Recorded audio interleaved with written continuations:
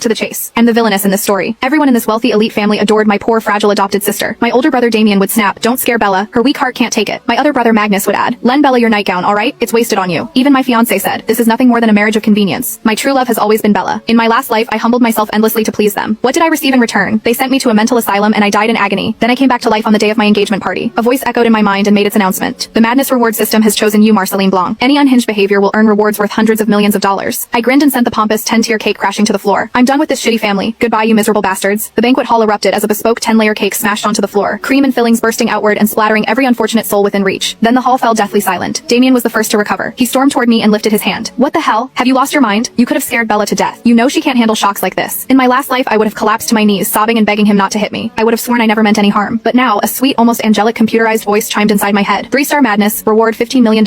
My phone vibrated. I glanced at the screen. Oh sweet lord. I caught Damien's wrist, yanked it aside with all my strength, and followed through with a sharp slap across his face, the hardest I had ever delivered. The crowd gasped. Damien stared at me in disbelief. "Did you just hit me? Already lost a few brain cells from the impact?" I sneered and shook my hand to chase away the numbness. "Let this remind you who I am, dumbass. I'm the true heiress of the Blanc family. I wasn't adopted like Bella, so why the hell is she wearing my engagement dress? 4-star Madness. Reward $30 million. Cha-ching." The rush was intoxicating, and so was the sudden jump in my bank balance. Magnus hurried over, brushing past Gabriel Black along the way. He spared the would-be groom no attention and draped his coat around Bella Summers, as if she had just survived a major trauma. "That was completely uncalled for, Marceline," he shouted. "The only thing Bella did wrong was admire your dress. What's so terrible about sharing with your little sister? You don't even wear styles like this. Why waste it on you? Just let her have it, please." How could it not be my style when I was the one who flew all the way to the fashion capital of Perez to have it custom made? The process had taken 3 months and cost $1 million.